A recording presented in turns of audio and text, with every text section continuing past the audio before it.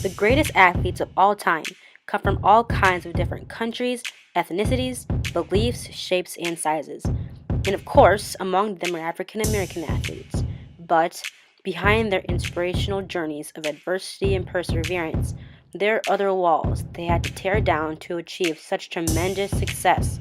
One of those walls are racial and gender related double standards. Throughout history, African American athletes have been held to certain standards while other athletes aren't. This, in turn, has caused situations involving black athletes to be blown out of proportion, while situations involving athletes of other races are simply overlooked. Serena Williams, born in Saginaw, Michigan on September 26, 1981, a world-renowned African-American female tennis player. Just this past year, Williams lost the 2018 U.S. Open in the final match due to the loss of points and a whole game after a heated argument with umpire Carlos Ramos. Serena's confused by the score being called out. Unbelievable. Every time I play here, I'm called what? Yeah, that's a warning. I didn't get coaching. You need to make an announcement that I didn't get coaching. I don't cheat. I didn't get coaching. How can you say that? Violations including sideline coaching, breaking tennis rackets, and calling Ramos a thief led to Williams losing the whole game.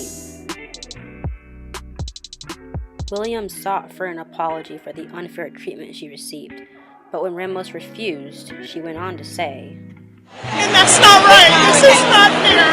This has happened to me too many times." As the argument went on, Williams became even more upset, saying, "There are men out here that do a lot worse, but because I am a woman, you're going to take this away from me. That is not right." This is just one out of the many incidences where African American women are told they are supposed to behave in a certain way, and if they don't, they are seen as threatening, while men aren't held to the same standard. LeBron James, from Akron, Ohio, born December 30th, 1984, professional NBA player for the Los Angeles Lakers. Last year, James opened the I Promise School in Akron, Ohio, for at-risk youth that will send thousands of kids to school for free. That's why the whole country was shocked to see that President Trump took to Twitter to personally attack James, saying, "LeBron James was just interviewed by the dumbest man on television, Don Lemon. He made LeBron look smart, which isn't easy to do. I like Mike, but for others, it's not that hard." Star quarterback for the New England Patriots, Tom Brady, has joined local Boston charities and donates unthinkable amounts of money to relief funds. Regardless of the huge impact James has on his community, Trump's unfeeling support for Tom Brady's career is overwhelming. He constantly praises him for his performance on the field, saying, "They have a very special owner and coach, and certainly they have, I guess, the greatest quarterback of all time." It's unfortunate, to say the least, that an African American athlete can do so much on and off the court and still not get the support he deserves, while white athletes are applauded for doing the same things. Again, a double standard. Gabrielle Douglas, from Newport News, Virginia, and born December 31st, 1995. Douglas was the first African American gymnast to win the individual all-around in the 2012 Olympics in London. She opened the door for so many young African American gymnasts, me included. Unfortunately, double standards still play a large role today in the gymnastics community. In 2012, Douglas was ridiculed all through the Olympic Games for her hairstyle. A lot of this backlash came from African Americans, saying things like, "Gabby Douglas gotta do something with that hair," and "she shouldn't be the standout in commercials."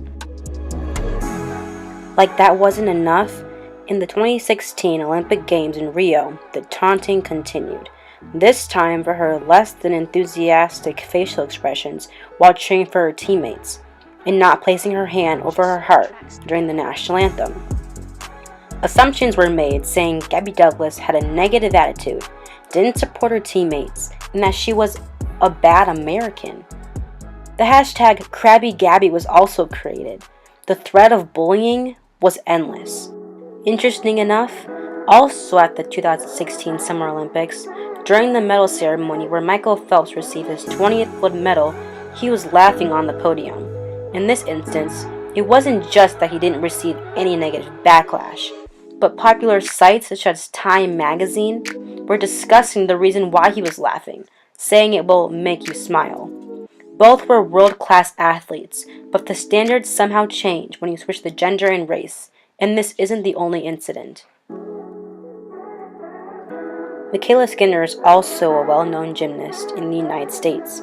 She's qualified for the U.S. women's national team and competed internationally, representing the U.S.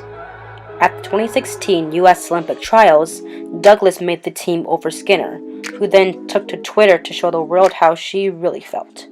Skinner retweeted a picture of the 5 Olympic team members where Gabby Douglas was cropped out and she was photoshopped in. While she did receive ridicule for the retweet, the abuse wasn't anywhere near as bad as what Douglas received at the Olympics.